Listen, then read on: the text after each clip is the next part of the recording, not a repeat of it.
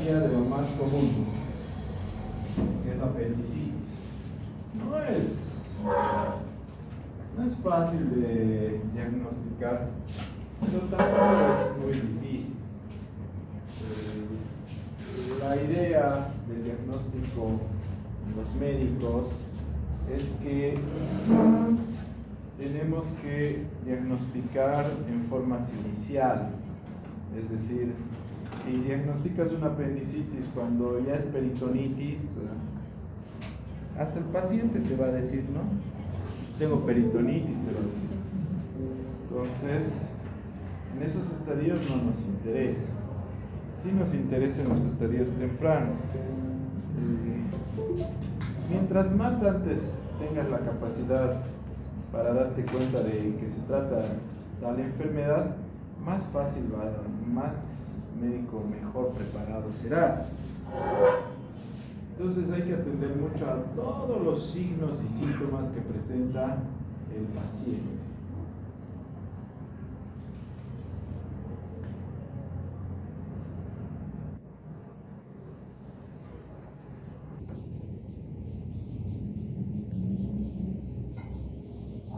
La apendicitis aguda es la causa más frecuente por la que las personas entran a quirófano. La apendicitis aguda es rara en los niños y los ancianos, pero cuando existe apendicitis aguda en un niño y un anciano, es mucho más grave. A pesar de que existen actualmente tomografía y ecografía de quinta generación, hay que considerar que el diagnóstico de apendicitis es un análisis clínico de los hallazgos, comparándolos y apoyándonos en los exámenes de gabinete. Es un análisis y tú decides si tiene o no tiene apendicitis del paciente. La apendicitis es una patología ya antigua que toda la vida ha estado con el ser humano. Recién en 1839, 86 y 88 se puede hablar de un cuadro clínico, de un diagnóstico e inclusive de una terapéutica. Pero, ¿qué hay de los otros 5.000 años que ha existido la medicina? No había un entendimiento completo de lo que es la apendicitis, porque lamentablemente la religión prohibía el estudio anatomopatológico de los cuerpos.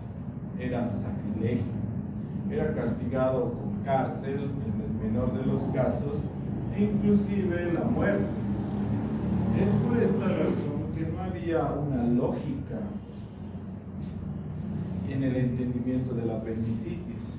Le llamaban la enfermedad del costado, que le dolía el costado al paciente, tenía fiebre y el médico te decía que ya se va a morir, porque era el cuadro de la apendicitis.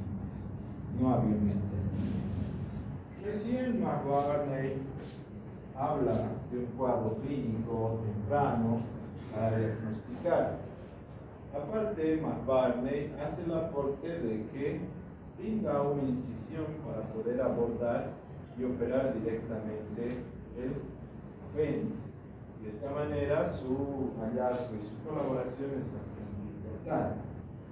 De estos, desde 1890 hasta 1990, casi 100 años, siempre ha sido un poco difícil el procedimiento quirúrgico de apendicitis, por la incisión, por la anestesia. A partir del 1994-96 ya se hace un abordaje laparoscópico con mejores terapéuticas anestésicas y cosa que actualmente la apendicitis es una cirugía de rutina, no amerita mayor problema cuando diagnosticamos en estadios iniciales. Y el apendicitis, como su nombre indica, es una inflamación del apéndice secal.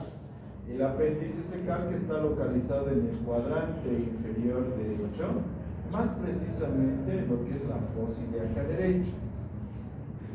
Es un resto embriológico que se comunica con el colon, con el ciego. Si nosotros observamos acá, vemos el apéndice y vemos acá el ciego. Y hay un esfínter que comunica el apéndice con el ciego. Por lo tanto, el apéndice es una estructura, parte del intestino. Entonces tiene una mucosa que secreta muco. Que este muco va al ciego y se elimina con las heces. Además,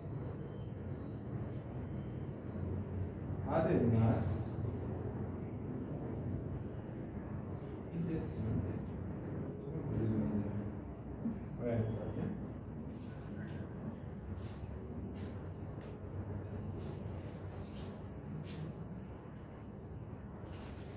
Me sirve para comprarme una isla.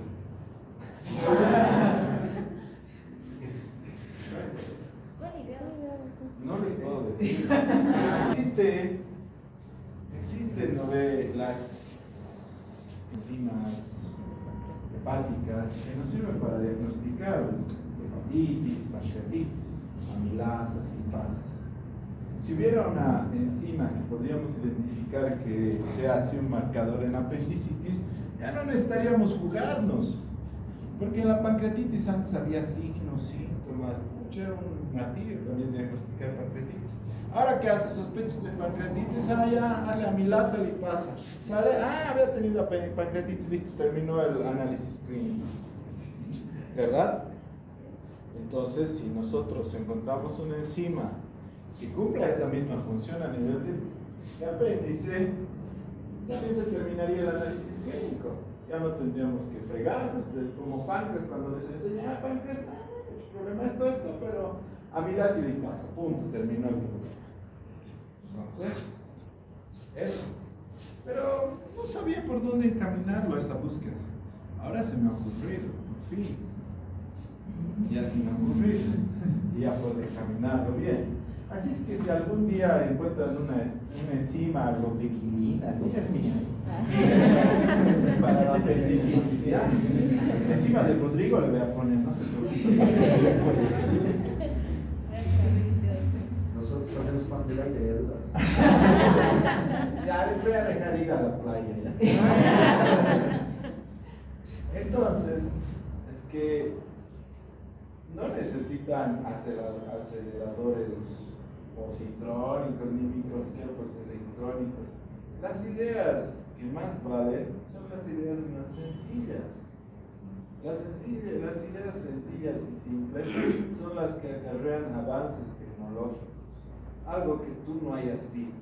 Por ejemplo, el ejemplo más fácil y más burdo que se me puede ocurrir es cuando Cristóbal Colón descubrió América. Fue un gran suceso, pero sus propios colegas decían, si yo tuviera barco, también hubiera descubierto América, ¿no? Si yo fuera navegante también, bueno, todos podían hacerlo. Pero Cristóbal Colón, al escuchar eso, les agarró y les dio un huevo. Les dijo que lo hagan parar el huevo. Y nadie podía hacerlo parar, porque el huevo es irregular, ¿no? Vino Cristóbal Colón, agarró el huevo y la parte que es aire, le golpeó y lo dejó ahí el huevo, parado.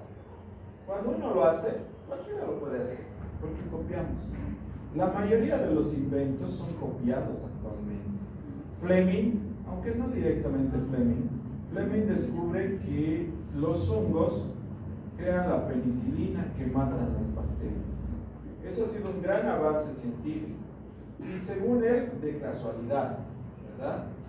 Pero a partir de eso, amoxicilina, estreptomicina, acitromicina, ciprofloxacina, todos son hongos.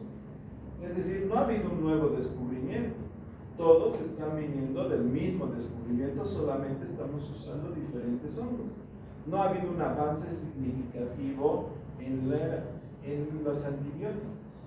actualmente tenemos ese gran problema. Dicen que existe un antibiótico que es nuevo, de diferente generación, de diferente invención, que es la cocodrilina, que viene de la saliva del cocodrilo. Y no funciona como los fungis, como de los hongos, funciona de una manera diferente. Y es tan eficaz que elimina a todos los antibióticos. Ya no hay gram positivos, gram negativos. No, funciona de otra manera.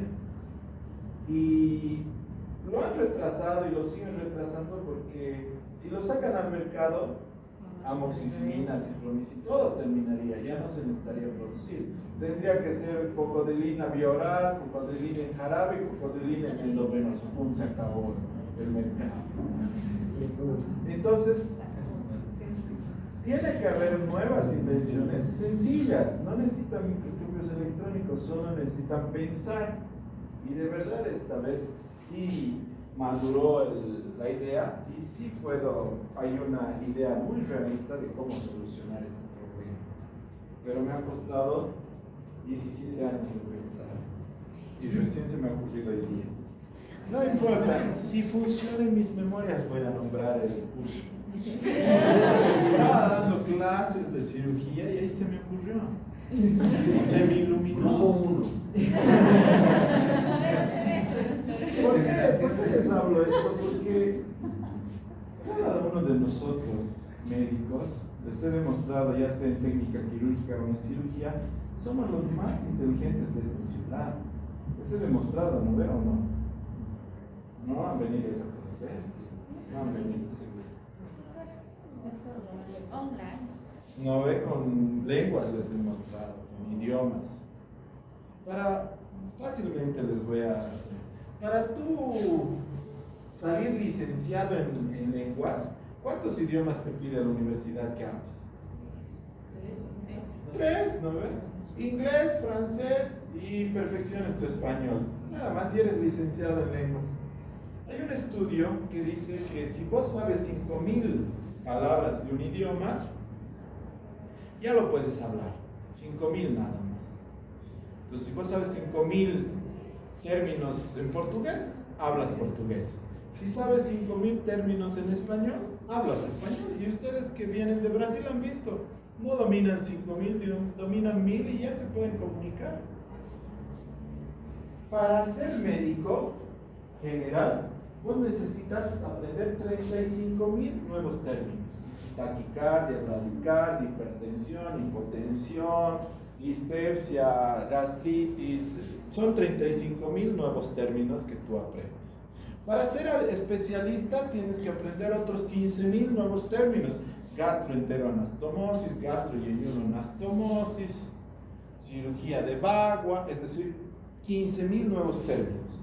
Y no solamente necesitas saber un término, por ejemplo, de taquicardia, vos no solo sabes la palabra taquicardia, vos la desglosas la palabra taquicardia, la conoces a fondo, sabes de lo que trata la palabra.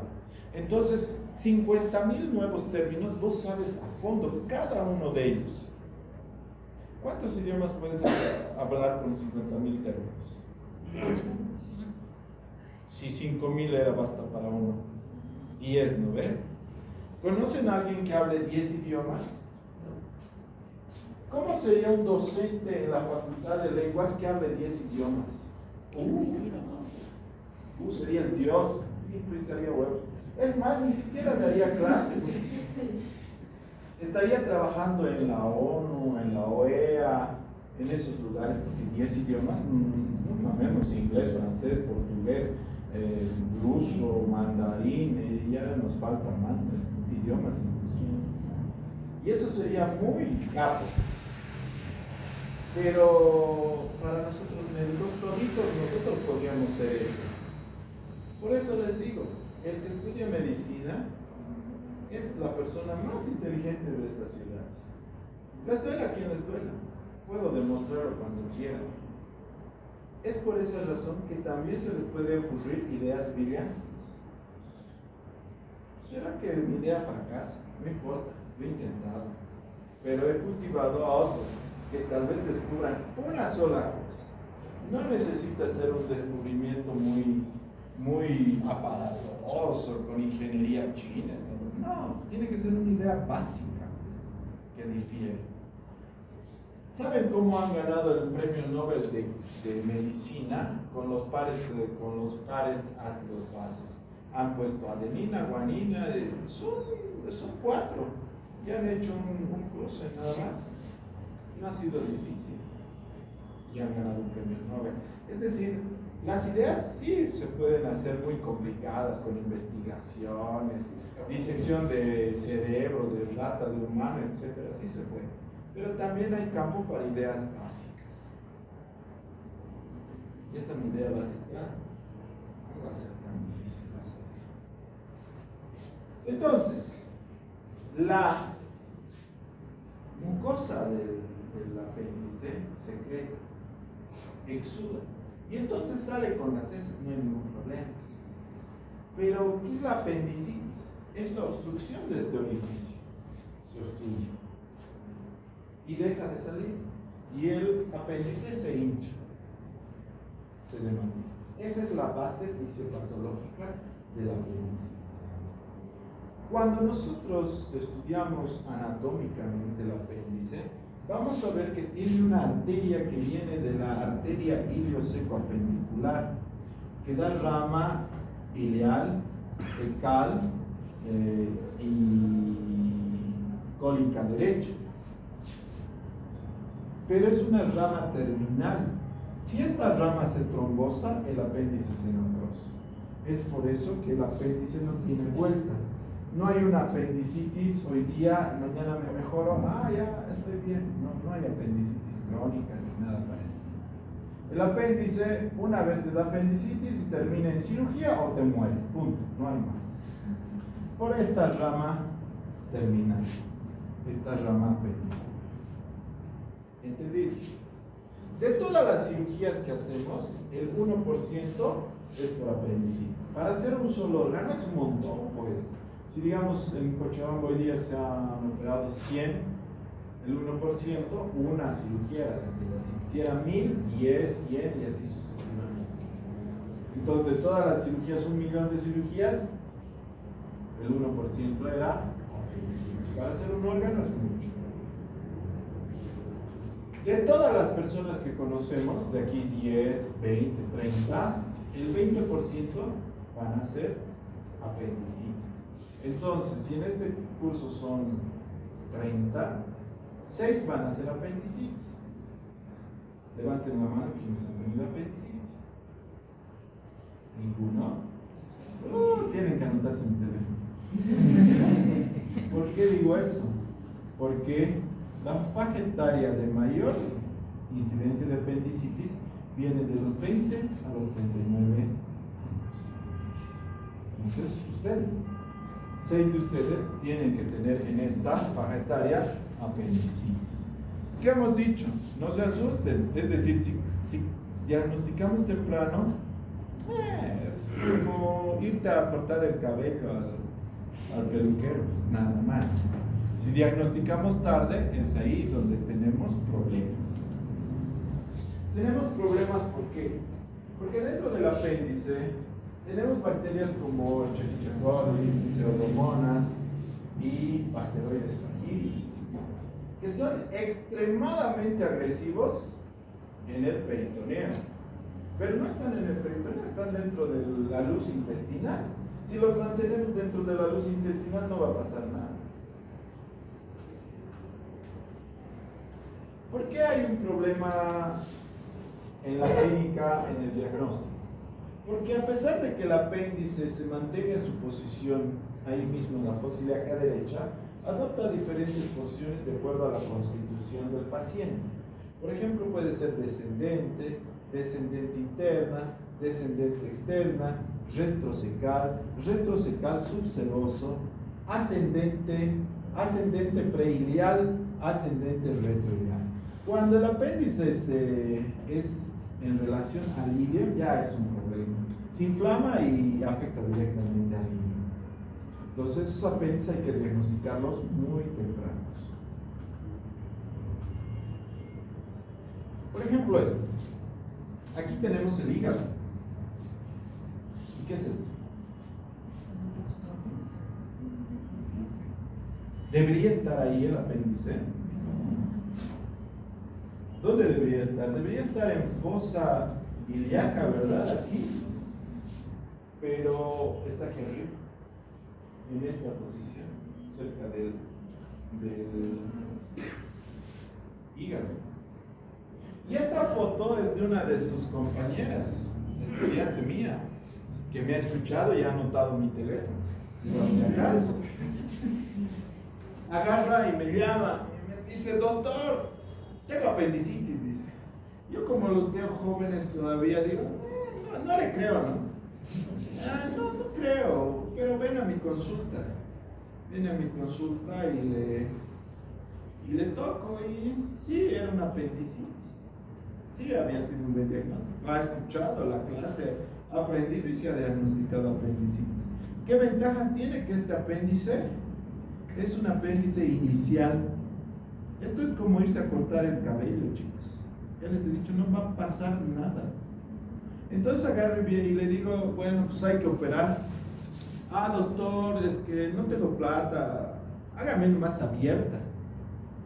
Ella tenía 22 años, 23, delgadita. Hacerle una incisión. ¿Qué incisión tenía que haber hecho? Incisión de McBurney, ¿no? En la fosa ilíaca derecha, acá. Por esta incisión de McBurney iba a haber este apéndice. Entonces le iba a ampliar más grandecito le iba a hacer. Iba a ver este apéndice, hubiera tenido que cerrar y hacer una incisión infraumbilical. Iba a ver el apéndice, probablemente alzando, ya está ese cochino apéndice, iba a decir. Entonces iba a tener que abrir incisión de infraumbilical a supraumbilical más, iba a tener que ampliar. Entonces hubiera salido como un crucigrama. Este doctor que se ha jugado en mi barriga hubiera dicho, hubiera despertado y se hubiera desmayado. Para ser médico y para ser cirujano y para ser golero y portero de fútbol hay que tener factor suerte. Yo le dije, no, mira, ¿sabes qué? Voy a hablar con la clínica para que te rebajen y más o menos cueste lo mismo una cirugía abierta que una laparoscópica. Entonces meto el laparoscopio y miro, y abajo en fosa ilíaca derecha no había nada. Y busco y veo ahí, esto ya está jalado por si acaso, miren, aquí está un poco irritado porque estaba ahí adentro con la vesícula, y yo miro, y eso es vesícula porque solo veía esta puntita. ¿Y eso qué es, vesícula o apéndice? Entonces le jalo y cochino apéndice. Ahí hay estado. Entonces, apendicectomía inicial, fácil, operamos y al día siguiente se va a su casa. Diagnóstico adecuado, diagnóstico temprano, solución fácil.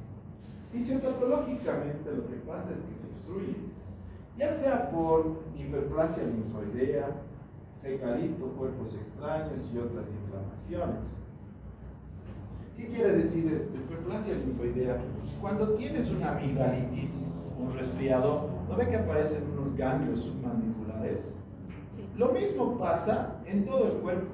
Y esa hiperplasia linfoidea puede ocasionarte apendicitis. Entonces, hay varios pacientes, especialmente jóvenes, niños y entre 15 y 14 años, que tienen apendicitis con el antecedente de tener en una semana anterior o en unos días anterior faringoamigdalitis. Ha tenido eso y ahora tiene dolor en abdomen, puede ser por hiperplasia linfoidea. Eso es en niños. En adultos, sobre todo la obstrucción es por fecalitos y por cuerpos extraños. Cuerpos extraños, antes parásitos, ahora ya no mucho. Cuerpos extraños, ahora las famosas dietas, ¿no ve? Les dan chía para comer. Chía es una semilla. Las semillas, el cuerpo no las puede digerir. Come semilla, hace semilla.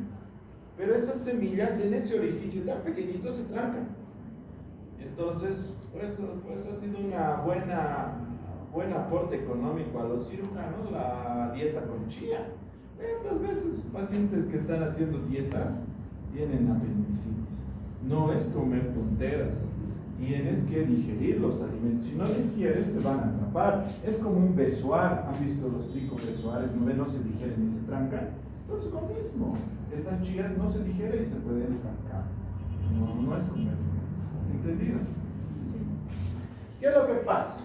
Cuando se tranca, el apéndice se dematiza y pasa inicialmente a una fase catarral, flemonosa, purulenta, gangrenada y perforada. ¿Cuánto tiempo tarda de esto a esto? Aproximadamente entre 6 y 12 horas. 6 y 12 horas. Es por esta razón que un apéndice diagnosticado en la noche no tiene que ver el amanecer. Un apéndice diagnosticado de día no tiene que ver el anochecer.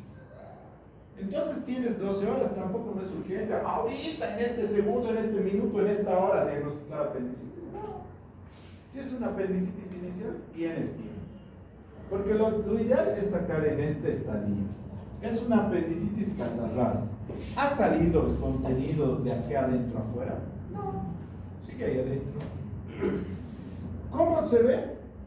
Bueno, un docente mío decía, un catedrático mío decía que el apéndice tiene forma de pene de perro. Yo no sé cuántas veces habrá visto pene de perro mi docente, pero yo sí he visto alguna vez y sí tiene un cierto parecido. Y entonces es un apéndice catarral, apéndice benigno. Sé que no le va a pasar nada, no necesito darle ni siquiera muchos antibióticos porque no ha salido nada. A diferencia, cuando ya vemos un apéndice ya de más de 6 horas, ya vemos un exudado, trasudado, fibrino purulento alrededor del apéndice. Este apéndice, si lo viéramos al microscopio, es como un montón de agujeros donde está exudando las bacterias. Bacterias como Bacteroides fragilis, Klebsiella, Pseudomonas, Escherichia coli, es decir, son bacterias extremadamente agresivas. Esto ya es un apéndice no es tanto problema, pero ya es un problema, porque son bacterias agresivas. Antes era más problema porque no teníamos buenos antibióticos contra Escherichia coli, Bacteroides fragilis, no teníamos buenos antibióticos. Ahora tenemos metronidazol que los hace pomada. Estamos bien todavía en la guerra del ser humano contra las bacterias. Yo creo que va a alcanzar hasta que nos muramos todos. Ya después de ahí adelante van a tener ya más problemas con la batalla entre bacteria y ser humano. De nuevo va a ser fatal. Había en esas épocas antes de los antibióticos, tenías una herida, no importaba cuán grande era. Si se te infectaba, chao, te morías. Porque no podía ganar el cuerpo. Si ya se infectaba, un corte, una herida, etcétera, ya era mortal. Entonces había que tener mucho cuidado. Actualmente te haces un corte, ni se despeina. Si cura, bien. Si no cura, toma antibióticos y desaparecen, ¿no ve? Ahora imagínense todas esas heridas que ustedes han tenido, hasta de los padrastros, que han necesitado drenaje, antibióticos. Imagínense antes, ahí ya se hubieran muerto. Es decir, no había más alternativa. Hasta ahí quedaba. ¿Yo a ver?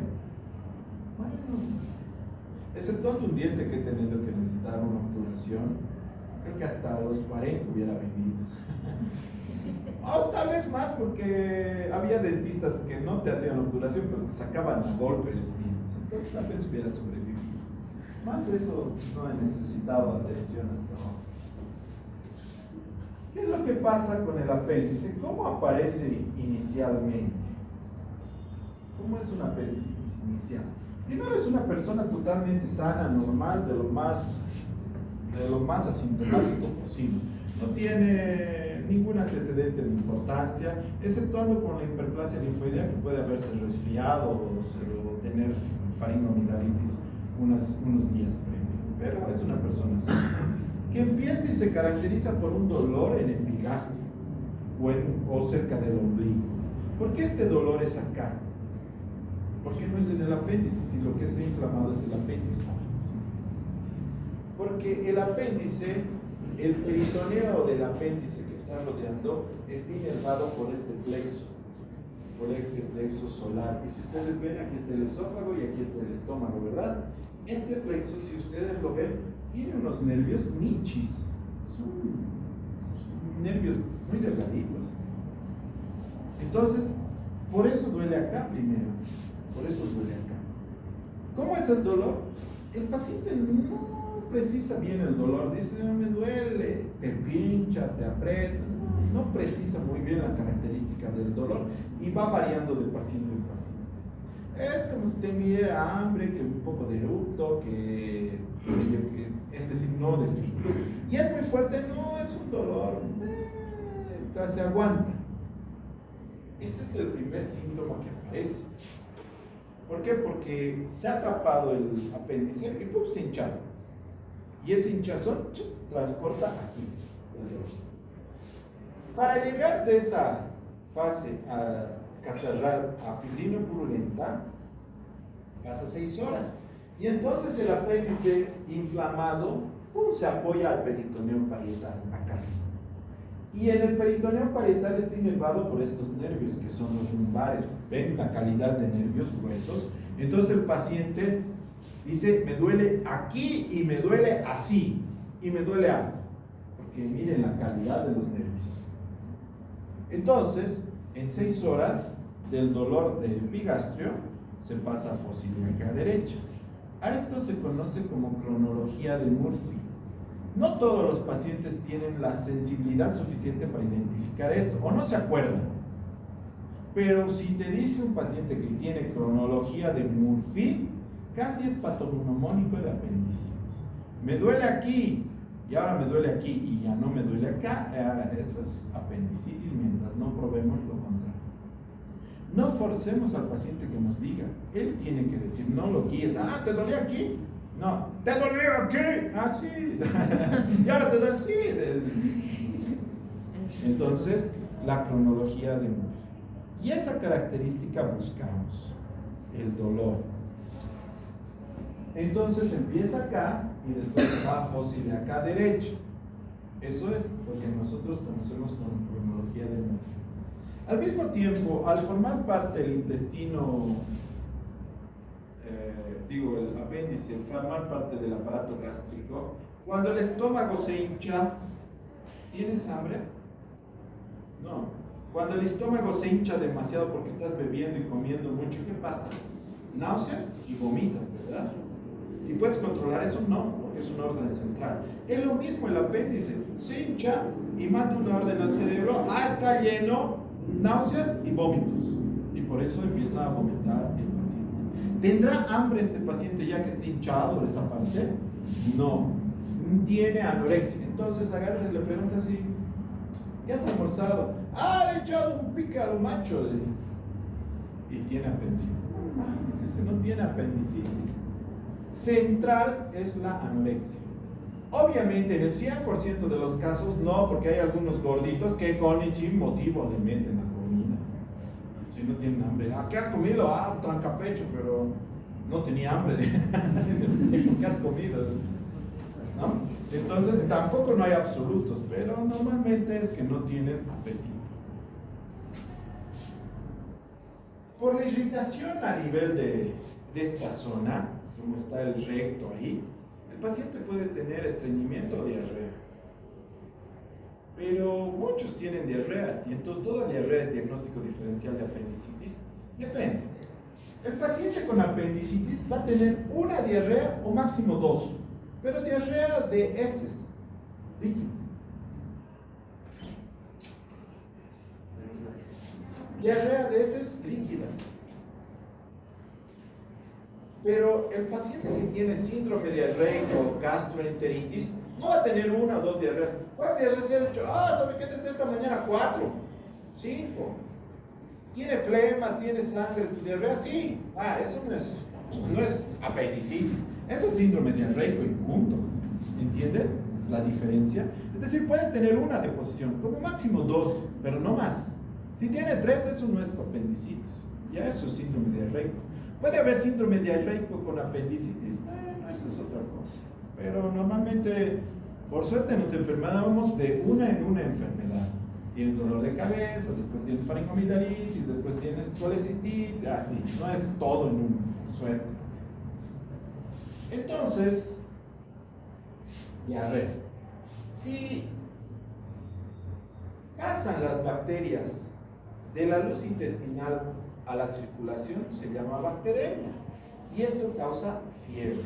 Por eso el paciente tiene febrículas. Como no es un montón de bacterias que pasan, no es una fiebre entre 38 grados, nada de 40, 42. ¿Listo? Después pasamos a ver los signos y síntomas. Examinamos el abdomen. En el examen de abdomen, tradicionalmente existe, bueno, signos de Barney, Robson, Ilosur, Basler, Tenford, Dunphy, Mackesser-Leitz, de Hautman, de Klein y Juliano. Pero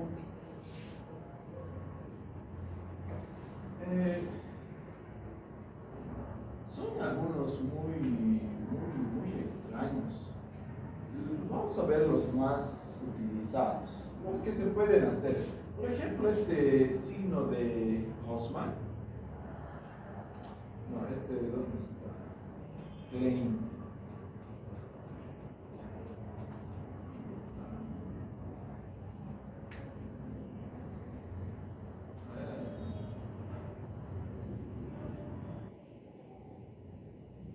Por ejemplo, el de Mackesser-Leitz. Lo que quiere decir es que tú pones la mano acá, levantas el miembro y entre esto empujas hasta comprimir el apéndice casi con la columna. En la época que se ha inventado esto, la población era de 1,40 y pesaban 25 kilos. Entonces agarrabas y podías apretar su abdomen hasta la cresta ilíaca. En los niños todavía, en los muy chiquitos y flaquitos, van a ver, se aprieta y se puede tocar la cresta ilíaca, ¿no ve? Por adelante. Pero en nuestra población que pesan 90 kilos y 1,80, ni siquiera a veces llegas al abdomen verdadero, a veces pura grasa nomás. Es decir, no tiene lógica algunos de los signos que se han inventado. Por eso escogemos algunos que sí tienen que saber la mayoría, sí, pero ¿cuáles tienen que saber más? Primero, el signo de McBurney. El signo de McBurney, sabemos que es la compresión en el punto de McBurney, que se localiza de la espina ilíaca anterosuperior al ombligo. La unión de los 2 tercios internos con el tercio externo, y se comprime. Se comprime suave y le va a doler. Ahora sí, todos le apretan, yo le aprieto, le aprieta el alumno, le aprieta el interno, le aprieta a su mamá, le aprieta a su... la mierda, todo. Le duele, pues. Después, McBurney positivo, le sale. Normalmente 1 o 2 personas nada más tienen que apretar, se vuelve sensible el área. Buen signo, sí. Pero hasta un gas retenido le hace doler. Entonces, McBurney, bueno. Otro signo que es importante es el signo de Robson. ¿En qué consiste? Comprimo el lado izquierdo y le duele a la derecha. ¿Por qué? Porque el gas que está en este colon, por la compresión, se va a este lado. Y ese golpe de gas hace que le duela. Este es un signo más patognomónico de apendicitis. Es decir, si le aprieto aquí y le duele aquí, no hay una enfermedad diferente que no sea apendicitis que haga eso. Signo de Robson.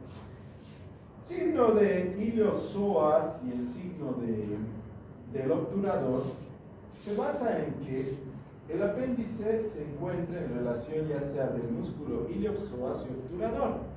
Entonces, cuando yo esté echado el paciente y le pido que flexione, extienda la pierna y lo brusco lo detengo, hago fuerza, este músculo se contrae y como está en relación al apéndice le duele. Lo mismo el obturador cuando nosotros hacemos las maniobras, por la relación que existe en el apéndice con el músculo. ¿Por qué no pueden salir positivas? Se recuerdan que no siempre es ahí la posición, a veces varía arriba, atrás y adelante. Por eso que existen muchos signos y signos. Hay otros signos medio raros, por ejemplo el signo de Dunphy. le pides al paciente tosa y esa vibración del peritoneo hace que le duela. Bueno, sí. Otro signo que no tiene nombre es cuando saltas, le pides al paciente que salte y caiga sobre los talones. Esa vibración hace que le duela. Ningún paciente con apendicitis te lo cae de talones. No va a caer. Hay ahora algunos signos un poco medio extraños, por ejemplo el de Ten Horn. ¿Dónde anda Ten Horn? Ahí está. Que tracciona suavemente el testículo derecho y le duele, dice. ¡Ta madre! Si le traccionas el testículo a cualquiera, yo creo que le duele, ¿no? Tendría que preguntarles a ellos. No sé. La traccionas el testículo derecho y diagnosticas apendicitis. Ese es un problema. Otro signo que es también medio raro es el grito de Douglas. Le haces tacto rectal y como que intentas tocar el apéndice, porque por el recto se supone que puedes llegar cerca, ¿no ves? Agarras y metes y le intentas tocar el apéndice y dice que le duele. No sé, a la mayoría de los hombrecitos creo que les duele. Bueno, ya no sé, en esta época ya me he rendido. Ya me rendí. Por suerte ya me voy a morir, he dicho. Porque no los entiendo. Intento, prometo entender, pero no los entiendo. Cuando yo estaba en el colegio, principalmente en el colegio, hacíamos... El bullying era como otra materia. Era parte de la currícula académica. El bullying. Hombres, mujeres, gordos. No tenías el derecho de tener lentes. Pobrecitos. No había personas con lentes en el colegio. En mi época, 1 o 2. Mucho, pero tenían apodos de toda clase y todo. Para que vean cuán intolerantes éramos. Si era diferente, chato, alto, estaba chao. Si era cojo, peor. Hasta lo empujaban. Si era enano, lo amarrábamos su maleta todos los días donde no alcanzaba. Era increíble el bullying. Y lo raro era que nadie se suicidaba. Nadie metía metralleta al colegio y quería matarnos a todos. No, había, y era menos control todavía. Sí, y lo increíble era que el bullying, yo creo que está mal porque ya me ha contagiado esta sociedad, pero cuando sales profesional, en la vida profesional te hacen bullying. En la vida, tu jefe, tu otro jefe te hace bullying. Y no están acostumbrados, y es ahí donde otra vez se suicidan. ¿No ve que dicen en Japón, en Corea del Sur se suicidan un montón? Es que es esa generación que nunca le han hecho bullying en el colegio, que nunca te han entrenado, que llega a sus jefes y ahí se suicidan. Es que no tiene que haber eso. Al final en el colegio el enano agarraba y venía con su escalera y lo sacaba. Ya se acostumbraba. Y ese cuando ha sido maltratado por su jefe, así. O lo pegaba al jefe y punto. Es que estaba entrenado para hacer. Esa es una buena cosa. Ahora que lo meten al psiquiatra, al psicólogo, al pobre niño lo enferma más de paso he escuchado ciberbullying. No, pues el bullying era porque de frente te decían en tu cara y se reía a la mitad del curso, era eso, bullying. Agarrabas, estabas ahí en el recreo, viendo cómo jugaban todos ahí, ¡pah! Te bajaban tu pantalón, todo el colegio, hasta foto creo que te sacaba. Eso es bullying, ciberbullying. A ver, por chat me mandan, eres tal cosa, borrar, pum, se acabó el ciberbullying. Es decir, ni siquiera abriría pues Facebook si me están haciendo ciberbullying. Es decir, ¿qué me voy a enterar? Se deprimen, se suicidan, por Dios. No. Y había pues estos que seguramente eran homosexuales. Y había, en mi época al principio solo conocí gays de hombres. Y después al final del colegio aprendí que había gay mujeres, zapatón les decían. Eran, ¿qué se llama? Lesbianas. Lesbianas. Esas dos cosas conocía. Ahora existen 33. Es decir, 33, por Dios. Hay uno que es no binario. Es decir, rectal. Entonces se mete el dedo y dice que se toca ahí. Y otra vez digo, medio que yo lo haría para diagnosticar apendicitis un tacto rectal, ¿no? Aparte me pueden pedir replete.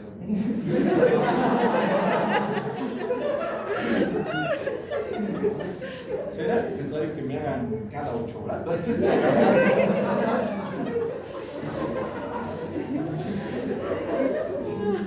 Entonces tenemos cosas difíciles.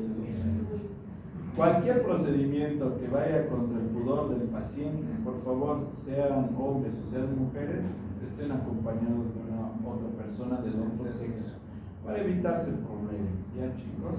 Los problemas y en ese caso son un poco difíciles de solucionar, porque es tu palabra con la palabra del paciente y siempre vamos a salir perdiendo. Uno de mis compañeros hizo una revisión ginecológica a pedido de la paciente y después le acusó de que la manoseó y estaba en internado. Pobre, lo castigaron una semana de turno y le salió barato, por si acaso. Le salió barato porque podía ser más grave. Cuando el apéndice, a pesar de que tiene posiciones normales, en el embarazo no se olviden que va ascendiendo de acuerdo al tamaño del útero, chicos, ¿ya? Entonces hay que recordar eso. Entonces, y las variaciones de posición, inclusive hay apéndices en fosa ilíaca izquierda, porque el intestino rota y hay mal rotación. Después de entender bien cómo es la fisiopatología y la clínica, debo apoyarme en laboratorios. Uno de los principales laboratorios que uso, primero es el hemograma. Por la bacteriemia siempre va a haber una leucocitosis. No va a ser alta, de 10.000 a 20.000. Si es más de 20.000, probablemente ya esté entrando a peritonitis, ¿ya? Segundo, va a haber una desviación a la izquierda por la misma bacteriemia. Y como descarte, podemos hacer un parcial de orina. Porque como están los puntos ureterales muy cerca, puede ser una infección urinaria. Puede haber glóbulos rojos y leucocitos en la muestra de orina, por lo que está tan cerca el apéndice. Pero nunca va a haber ni nitritos, ni bacterias excesivas, ni mal olor en la orina por una apendicitis. Entonces eso será una infección urinaria ya. Dentro de los exámenes de gabinete, son un buen examen, son un buen apoyo diagnóstico, la radiografía, la ecografía y la tomografía, pero utilizados de una manera coherente. La radiografía cuesta 50 pesos, la ecografía cuesta 150 y la tomografía cuesta 1.000 bolivianos. Yo diría que la mayoría de las personas solamente deberían llegar hasta ecografía. En la radiografía ya vamos a ver niveles urinarios, dilataciones, escoliosis, engrosamiento del peritoneal, es decir, un montón de cosas que pueden aprender. En la ecografía de quinta generación ya vemos el apéndice, inclusive el ecografista te puede mostrar la apendicitis, pero no en todos los casos. Valor predictivo negativo es malo en la apendicitis. Es decir, con una ecografía normal no le puedes mandar a su casa y decir no tienes apendicitis. Pero sí con una ecografía puedes decirle sí tienes apendicitis. Depende mucho del ecografista y también del paciente. Si es muy gordo es muy difícil hacer la ecografía porque el intestino y el apéndice tienen las mismas capas. Además que el ecografista busca en fosa ilíaca derecha y si no está el apéndice ahí es muy difícil que lo encuentre en otro lado. Es muy difícil que lo encuentre en otro. La tomografía, ¿cuándo pido? Cuando yo sé que el paciente está complicado. Por ejemplo, esto es un absceso periapendicular. ¿Ves? Es un absceso periapendicular. Ahí yo pediría tomografía. Es verdad que actualmente ¿Están haciendo tomografías para diagnóstico de apendicitis? Sí, pero estás haciendo trampa. Es decir, viene a vos el médico, a vos viene el paciente y le dice, que te diagnostique el técnico. Eso estás haciendo. Porque el ecografista va a decir, el tomografista va a decir si es apendicitis o no. Tiene valor predictivo positivo bueno y valor predictivo negativo también bueno. Es decir, con una tomografía casi estás al 99% de seguridad para decirle, andate a tu casa, no tienes apendicitis. ¿Cuál es la desventaja de la tomografía? Primero, el costo. Pero doctor, es que en Argentina, en Brasil es gratis. Nada es gratis. ¿Cuándo van a entender? Nada es gratis. Nunca hay nada gratis. Alguien paga. Y paga el Estado. Es por eso que Argentina que no tiene dinero, porque su sistema de salud es totalmente gratuito. Y con y sin motivo los pacientes van. Con y sin motivo sacan tomografías. Yo he visto a un paciente, he ido este último fin de año a Argentina a hacer un curso, y he visto de un paciente, de un solo paciente, 10 tomografías. Es que es gratis, dicen. Entiendan, no es gratis. No es gratis. Si en Bolivia cuesta 1.000 bolivianos la tomografía, porque es privado, probablemente allá cueste 700 bolivianos, es decir, costo por paciente. Entonces en ese paciente 10 son 7.000 bolivianos que se ha gastado. ¿Quién ha pagado? El Estado. Cada vez el Estado tiene menos plata. Y terminamos después igual que Argentina, después terminamos igual Venezuela. La salud gratis no funciona, y menos si pensamos que a todos hay que pedir tomografía. La mayoría de las veces te duele. Después de la clase de apendicitis, a todos les duele la fosa ilíaca derecha. Háganse tomografía, no mames. Es un gas retenido a lo máximo. Entonces, no pues para hacer un diagnóstico de gas retenido 700 bolivianos. Entonces, bueno, en Brasil te podrían acusar de negligente por no pedir tomografía. Si exigen que pidas tomografía, ni qué hacer. Tendrías que cambiar las reglas del juego y hacerles entender que no necesitan tomografía. Pero bueno, el dinero no es importante, la salud es más importante. Entonces, la salud es más importante, pero hay que recordar una cosa. La tomografía no es inocua. Es como 50 radiografías.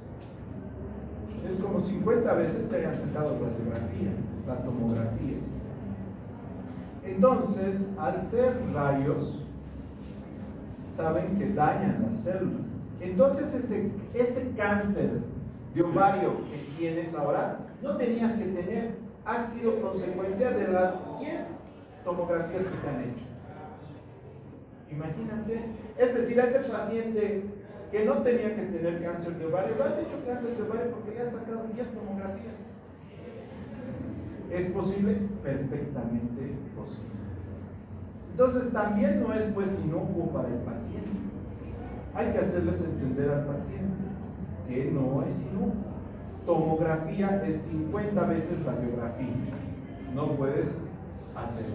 Y es acumulativo, es decir, si le sacas hoy día tomografía, otra vez tomografía, una vez se ha golpeado con su bicicleta, tomografía, justificado, otra vez le ha dolido su páncreas, tomografía, otra lucha, al final de la vida tiene como 50 tomografías, y después se pregunta, ¿qué será mi cáncer de ovario? Más o menos, pues, con 50 tomografías, es de herencia,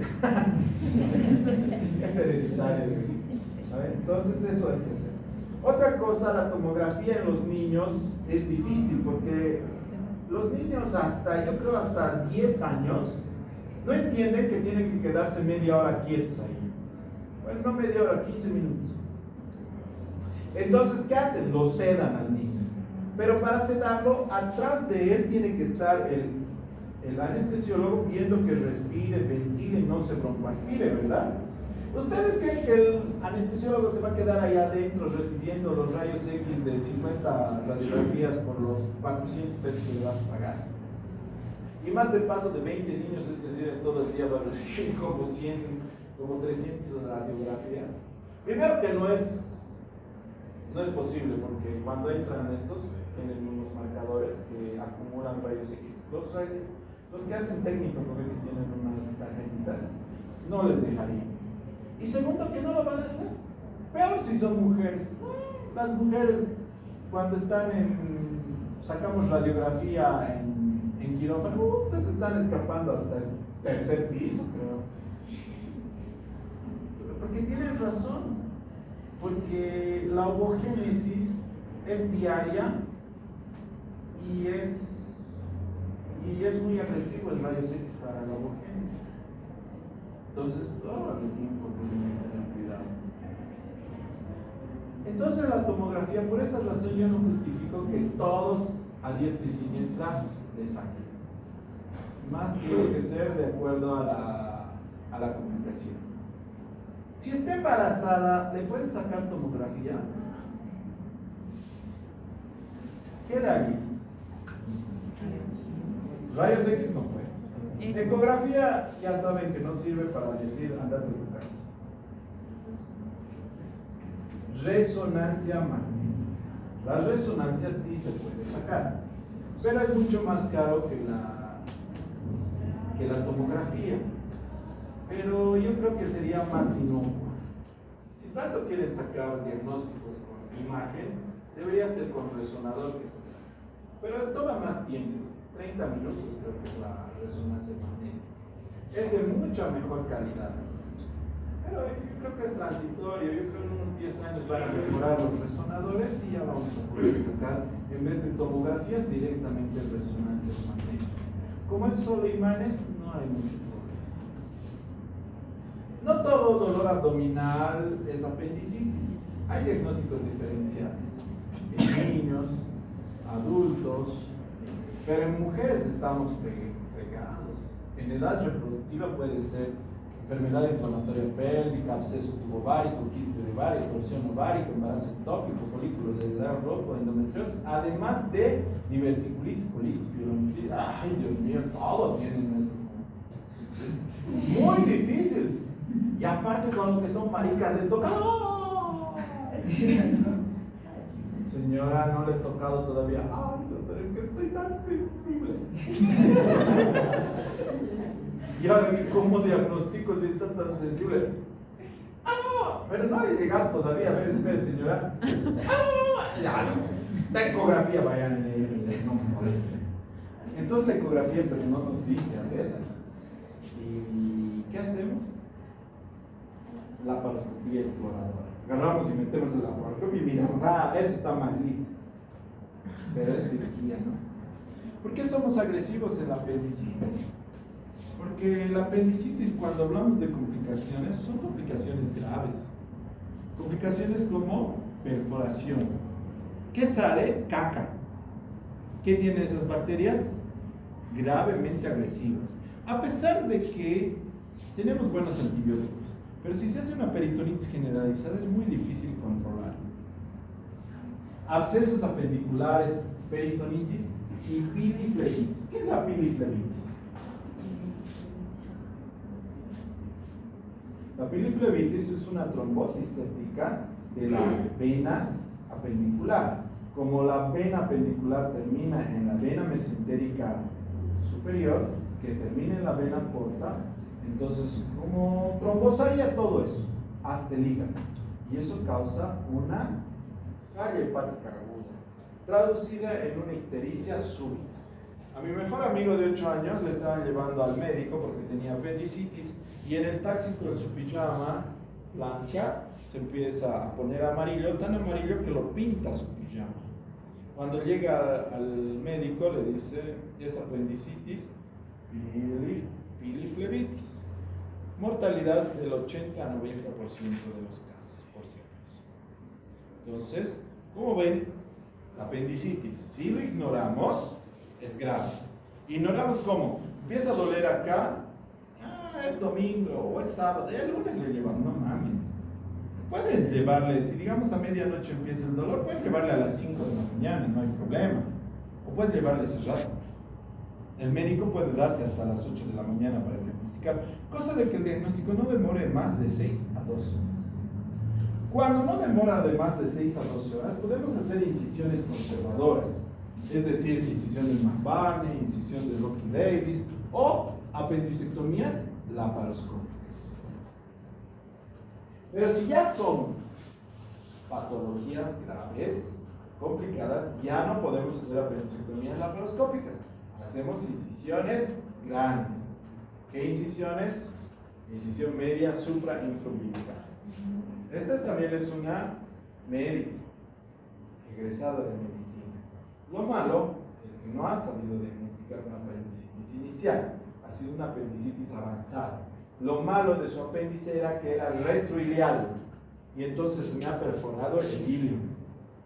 He tenido que hacer una ileostomía, es decir, sacar el ilio en la pared. Era gordita. Estaba feliz después de las 7 cirugías y 70,000 bolivianos que me costó y unas cuantas canas para llegar ahí, primera vez que estaba comiendo, tomando agua después de un mes de NPO. Un mes de NPO, 15 días en terapia intensiva, 5 cirugías y se fue con ileostomía por 6 meses. Eso es la diferencia de un diagnóstico temprano de apendicitis a un diagnóstico tardío. No hay que cerrar los ojos. En el apéndice pocas veces aparecen tumores, pero también hay tumores, especialmente en los mayores de 60 años, adenocarcinomas, tumores carcinomas mayores de 60 años. ¿Cómo hago entonces un paciente o una persona que dice por dolor abdominal? Si ustedes piensan que es gastritis, ¿qué le dan de tratamiento? Omeprazol. ¿El omeprazol enmascara el apendicitis? No. Le puedes dar omeprazol, perfecto. Si no le pasa el dolor, probablemente sea otra cosa, hasta apendicitis. Le puedes dar omeprazol. Si tiene dolor abdominal o diarrea, digamos, le puedes dar bacterias saprófitas. Sí, porque no enmascara el dolor de nuevo y va a mejorar su diarrea. Es decir, le puedes dar Florestol. Si digamos tiene dolor abdominal y le duele mucho, ¿le puedo dar algún calmante? Calmante sí. ¿Qué calmante? Ibuprofeno. Le puedes dar ibuprofeno. ¿Saben por qué? Porque el ibuprofeno va a hacer calmar todo el dolor referido y hasta te va a facilitar el diagnóstico. ¿Sabes qué? He tomado el ibuprofeno, estoy mejor. Pues, ¿sabes qué? Grave, me duele solo quesitos. Ah, ¿ves? Hasta te mejora como que afina dónde está verdaderamente doliendo. Puedes darle ibuprofeno, puedes darle paracetamol, más de eso no. ¿Qué no puedes darle a un dolor abdominal si no tienes diagnóstico? Que nunca debes darle. Antiespasmódico, como ser Viadil compuesto, propinoxato, que son antiespasmódicos, no se puede dar porque enmascara el dolor. Es decir, tenía apendicitis, estoy bien ahora. Sí, vas a estar bien hasta que pase el efecto mañana a las 10 de la mañana. Pero ya va a ser una apendicitis de 12 horas, ya no va a ser una apendicitis de 6 horas. Y si le metes de nuevo Viadil, va a ser una apendicitis de 18 horas. Y estamos cada vez yéndonos peor. ¿Entienden? No se dan antiespasmódicos, Viadil, propinoxato modales. Peor, damos antibióticos. Ahí sí que estamos fregados. Si no tenemos diagnóstico, no le den antibióticos, porque eso también enmascara el cuadro. Como que contiene la infección, pero la infección la va a sobrepasar, porque es agujero, como se le haría el agujero del antibiótico.